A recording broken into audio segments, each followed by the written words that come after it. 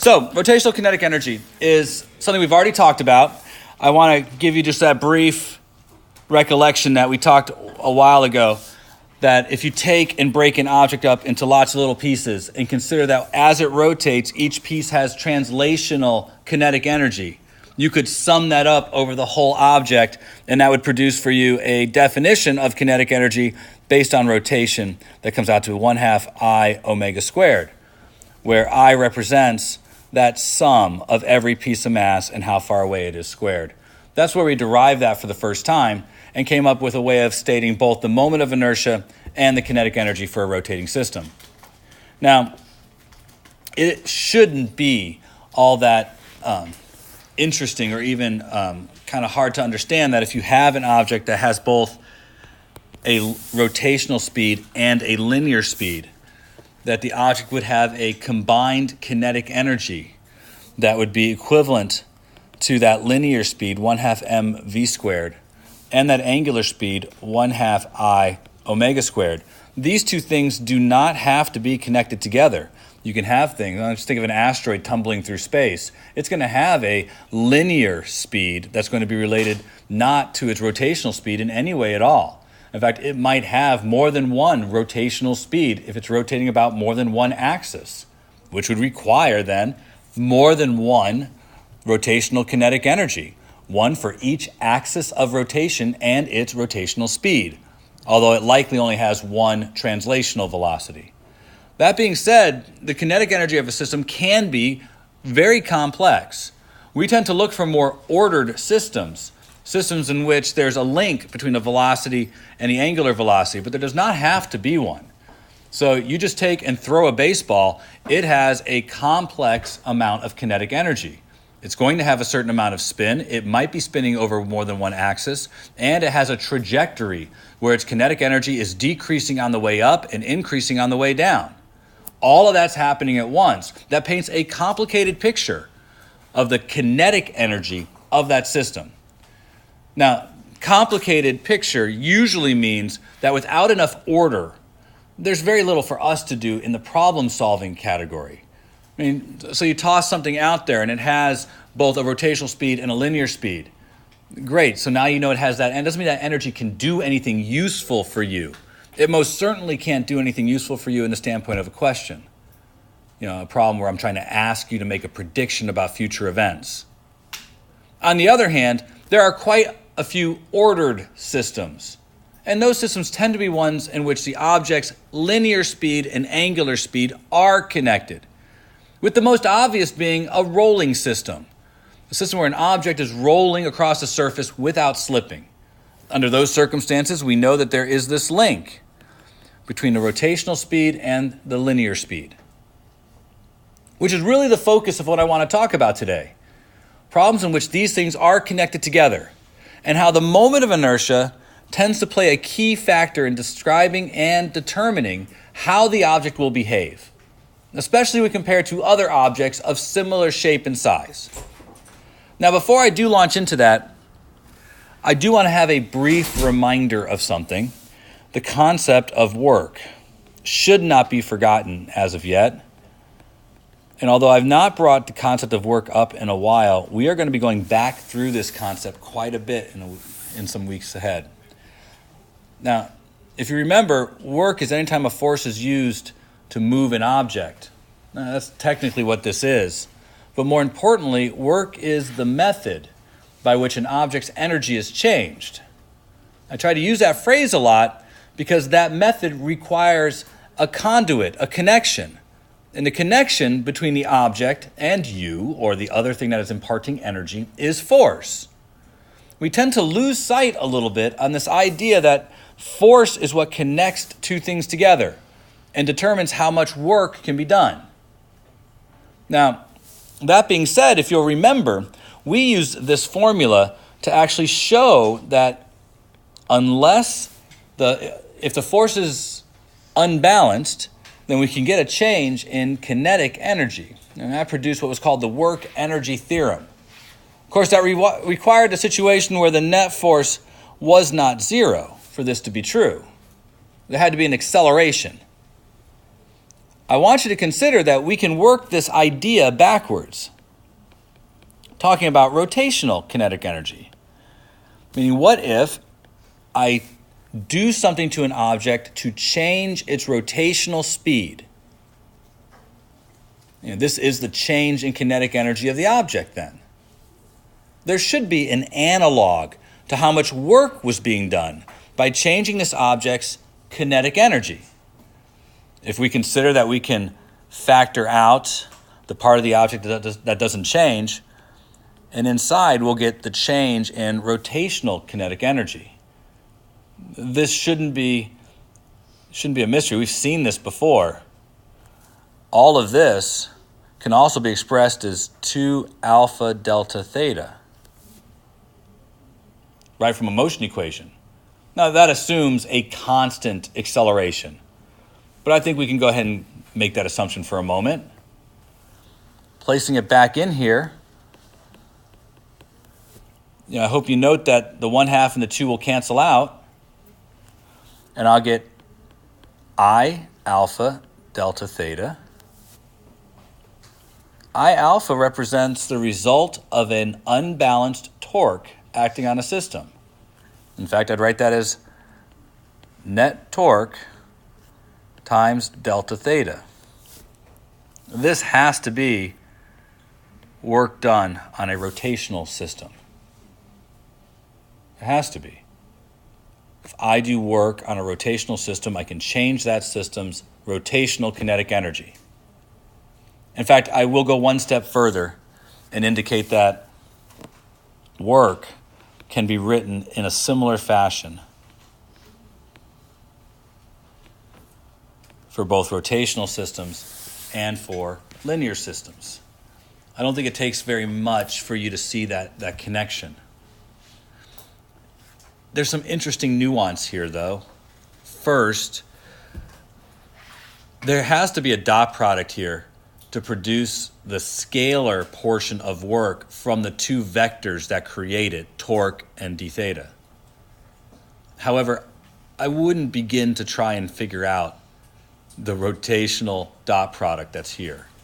Not because it's complicated, but because it's probably ridiculously easy. Look, rotational problems for us are all one-dimensional. Clockwise or counterclockwise, right? It's either rotating into the board or out of the board. Under those circumstances, the torque is very likely to be in the same or opposite direction, but not in 2 dimensions relative to the rotation of the object. So I think we can probably analyze that the dot product here is not particularly important for rotation. And even further, I've never seen this used on the exam.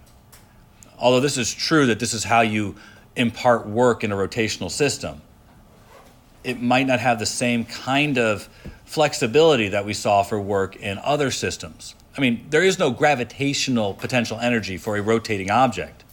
And I don't mean that you can't lift something that's spinning and place it up higher.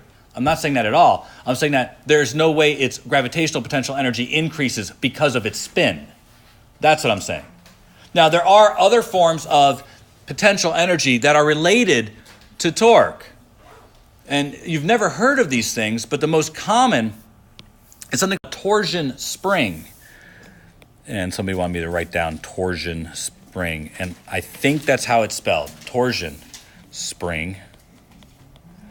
One of those might be an A, but I doubt it. As I look at it, the A looked wrong when I wrote it first period. So I told first period it had an A in it. I'm telling you it has an O in it. You guys can battle it out and see who's right. I don't care. You've probably never seen a torsion spring, but you've probably have played with them plenty of times.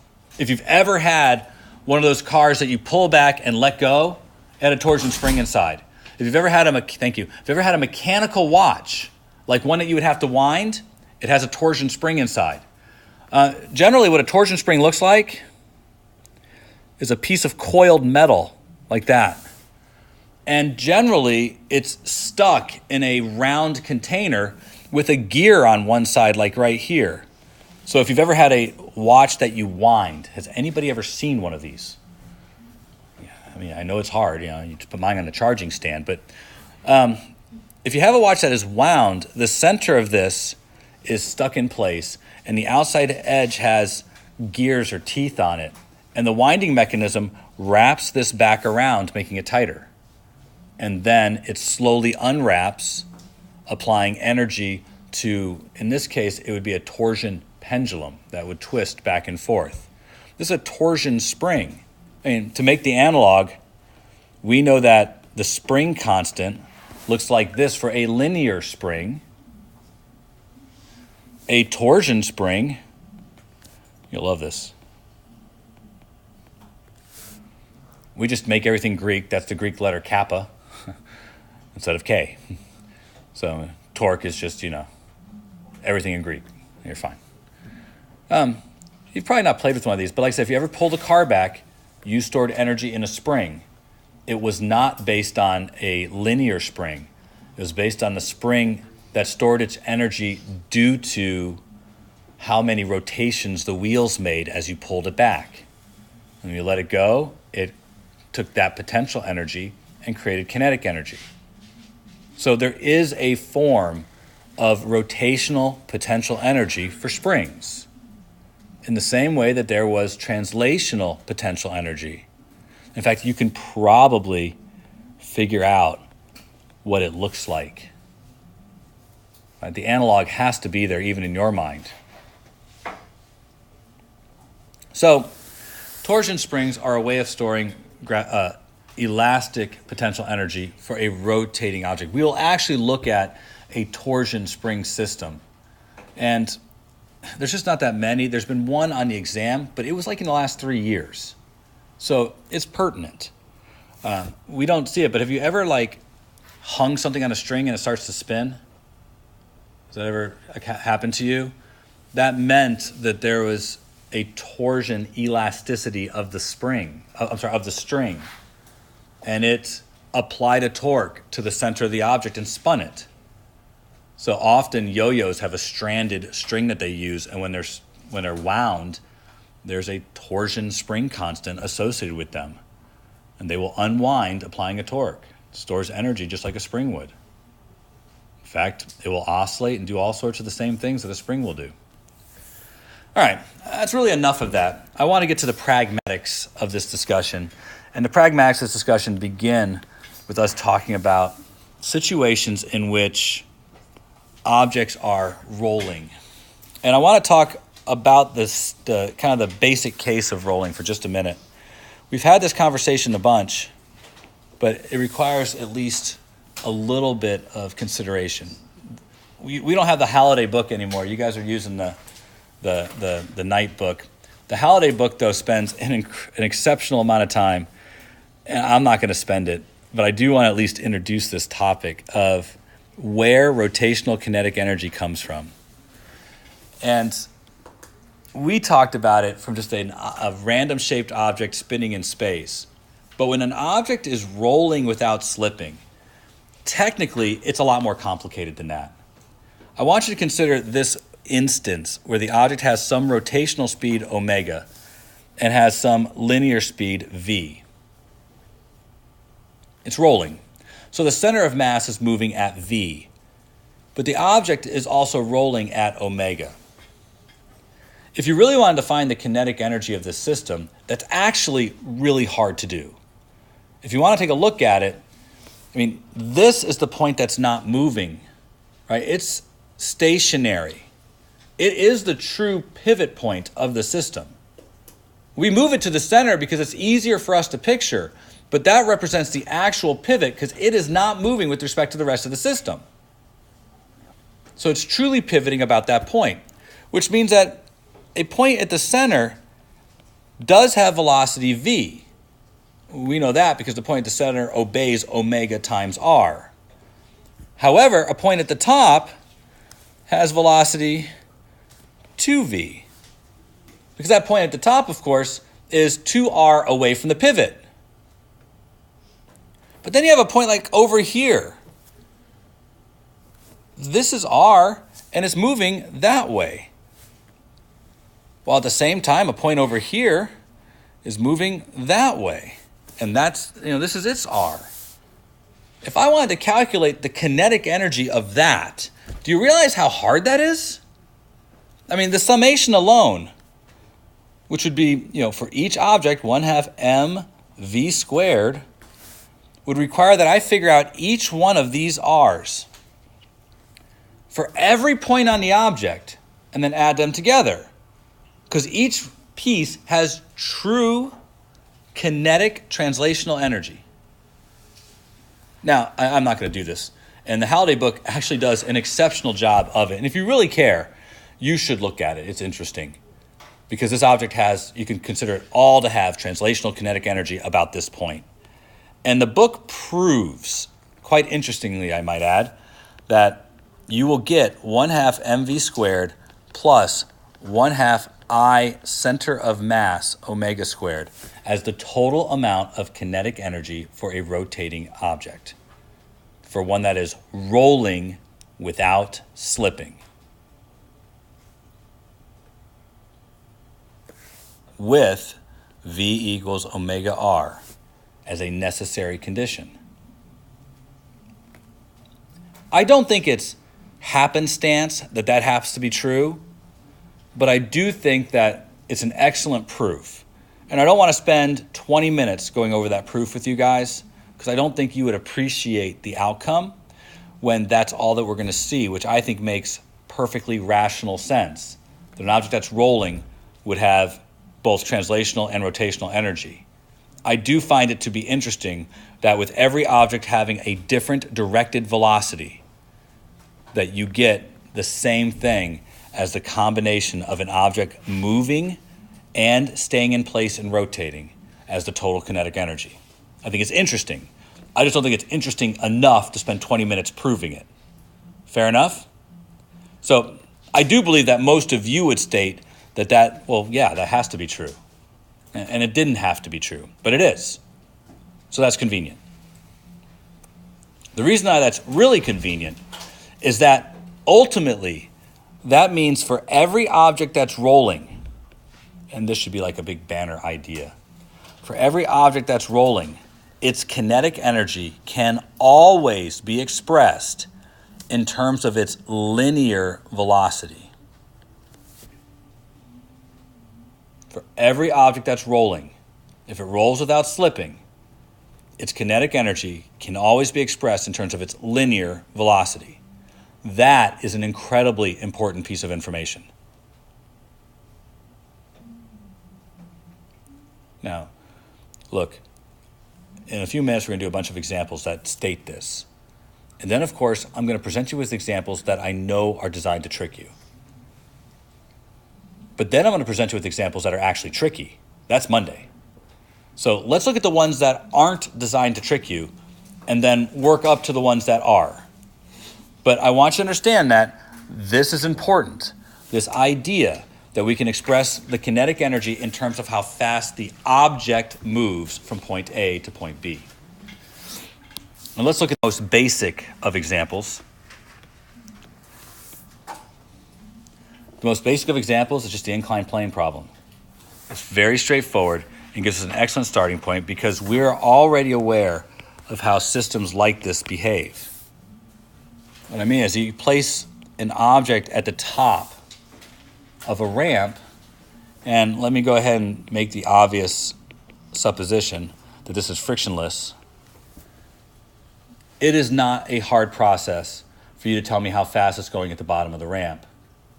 In fact, I would argue with you guys that if you can't do this, you're in the wrong place. That the speed of the object at the bottom of the ramp is going to be the square root of 2gh. Make sure you do that. mgh equals 1/2 mv squared. When it's at the top of the ramp, all the energy is gravitational potential. If there's no friction, at the bottom of the ramp, all that energy will be kinetic.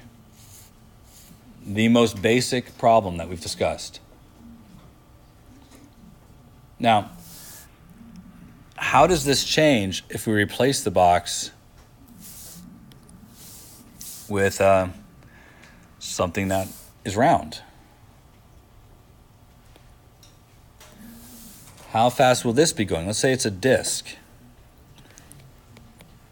So it has moment of inertia of 1/2 mr squared. how fast will it be going when it reaches the bottom? Anybody? Sorry, guys. It's a square root of 2gh. Don't start doing any work yet. It's important that you understand that it doesn't matter what shape I put up here. When the word frictionless appears here, there's nothing to cause the system to roll. So don't be tricked. Be aware that that's the first trick question. You do understand that if I was writing a test, that would be the very first thing I'd make sure you had to do, is recognize that we only have an issue here if there's friction. With no friction, all objects will still just slide down the ramp the same way. It doesn't matter what their shape is, because there is no force to cause rotation. So an object that rolls requires friction, or else it's the same as the box. Now, the moment I take away friction here, and I make this the moment I add friction and say that there's a coefficient, then the object is going to begin to roll. Now, look, I want to make sure you guys are having a holistic experience here, an experience that includes all the things that are happening. The moment I add friction there, don't forget that without friction, the force that pulled the object downwards was mg sine theta. I mean, energy's nice because it means I get to skip that. But that is the force that pulled the object down the ramp, which ultimately means that the moment I add friction, I know the velocity has to be less. Rotate or not, those two forces still sum to produce ma, which means that the acceleration of any object that's rolling is dependent on how much friction it experiences. That doesn't go away just because the object's rolling. Second law doesn't get violated. So any object that rolls down a ramp is going to be slower than an object that slides without friction. Now, I don't know how much friction it takes to do that. It doesn't really matter. Not yet. I just know that it's going to have to be slower. What's interesting is that the block slid with friction, that energy would be wasted and turned into heat. The object that rolls uses this friction to take some of the energy and turn it into rotational energy. That's what the friction is doing here. It's not taking the energy out of the system. In this case, the friction, because it's static, is useful friction that converts energy to rotational kinetic energy. That is the work being done by friction, is to create a change in rotational kinetic energy. In this way, static friction is acting like a conservative force. If you really want to understand physics, you'll understand the connection here between these forces. That kinetic friction always destroys useful energy, turning it into heat. But static friction can act as a conservative force, a way of getting the energy back out of a system.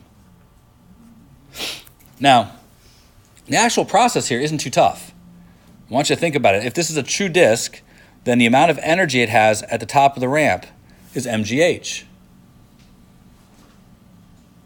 If I want to figure out how fast it's going at the bottom, well, I set that equal to 1/2 mv squared plus 1/2 I omega squared, making sure that I use the center of mass for I.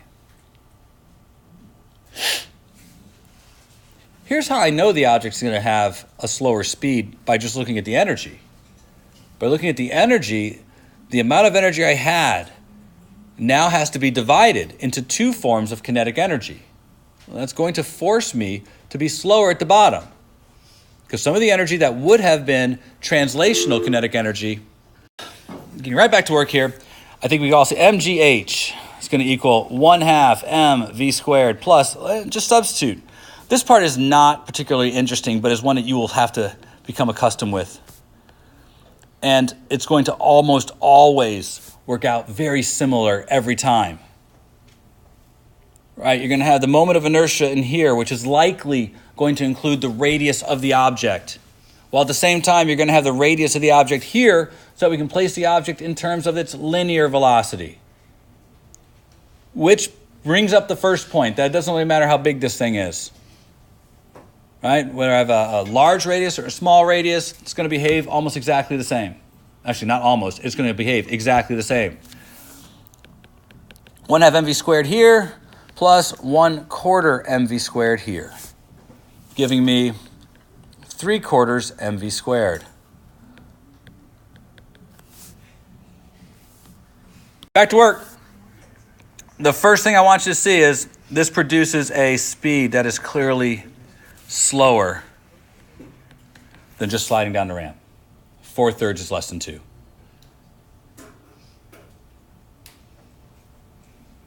Questions about that? All right. This next one's up for you to do. Is a solid sphere easier to turn or harder to turn than a disk? Just based on its shape, do you know? It is easier, yeah. More of the mass is located towards the axis. So a solid sphere should reach the bottom faster or slower? It should be faster. Please prove it. A solid sphere is 2/5 mr squared. You guys take a moment and find the velocity at the bottom for a solid sphere.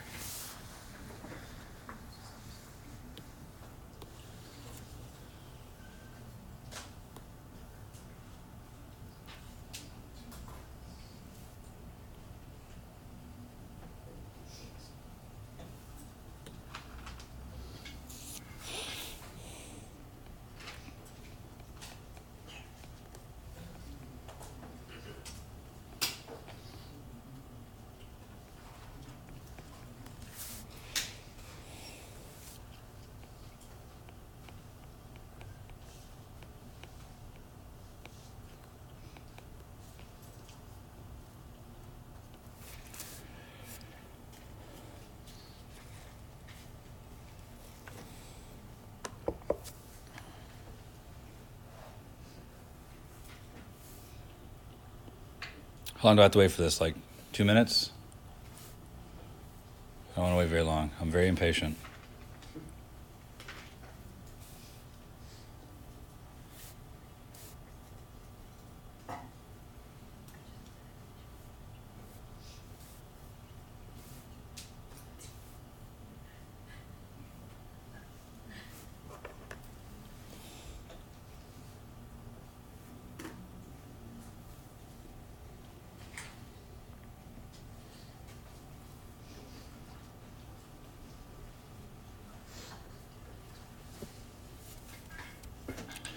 Well, Internet Movie Database suggests that it's in a lot of movies.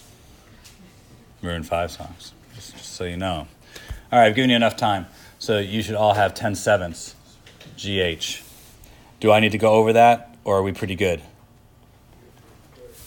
If anybody wants to see it, now's your moment. All right.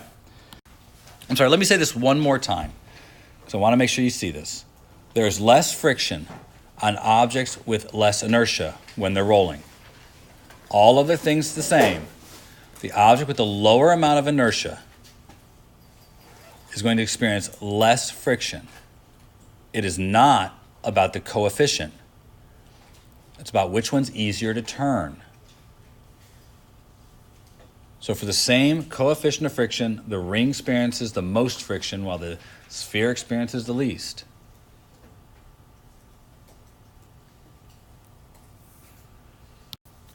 All right, so I am going to actively try to trick you now. Let's see if I can fool you. I want you to consider us taking this example and kind of turning it around a little bit, where I'm going to roll something towards a ramp. And let's say that the ramp is at its max, same height as before. And let's make sure that there's a coefficient of friction here that will ensure that things roll. If I have an object that is placed at the base,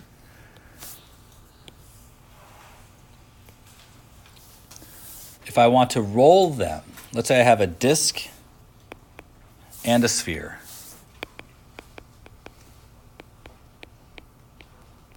Same ones from the prior example. And I want to roll them to the top of the hill. Which one do I have to roll faster to reach the top of the hill?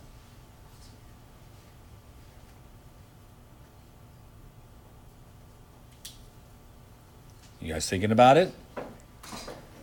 So, raise your hand if you think it's the disk has to be rolled faster to reach the top of the hill. How about the sphere? All right, so that got about 30% of you to vote. Way to have some courage out there, guys.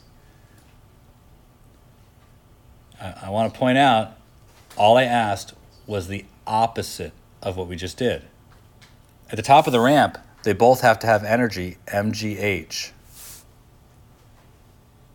Which one was going faster when they rolled down the ramp? The sphere. So you are going to have to roll it faster to get it up to the top of the ramp. For the same reasons. To get to the top of the ramp, how fast did it have to be? It has to be traveling at the square root of 10/7 gh. Well, the other one I can roll slower at, square root of 4/3 gh. That has to be true. I have to give it enough energy to make it to mgh, the top of the ramp.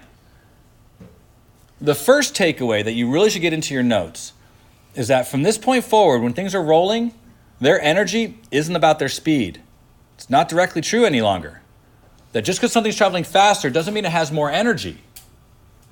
In fact, objects that are hard to turn really suck up the energy for their rotation. This also suggests that if I bowl both of those at the same speed, one will travel higher along the ramp than the other. If I give them both velocity v and I send them off, well, the disk, it's going to have energy that looks like this. So much energy the disk will have if I bowl it at the velocity v. Make it the same v, but then take a sphere and do the same thing. Its energy, I know you guys just did this,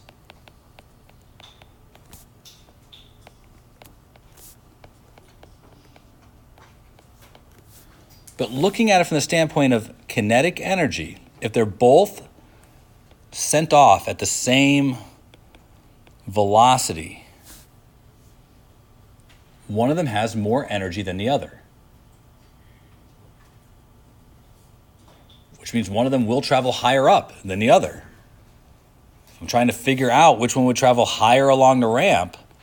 Reversing this question tells me quite clearly that at the same speed, the disk will roll higher up on the ramp than the sphere will. It's not an accident. It's circumstance. It has to be this way. It is harder to roll the disk at the same speed as the sphere. Therefore, it's going to require more energy to be at the same speed as the sphere. So you need to detach your notion that two objects traveling the same speed automatically have the same energy.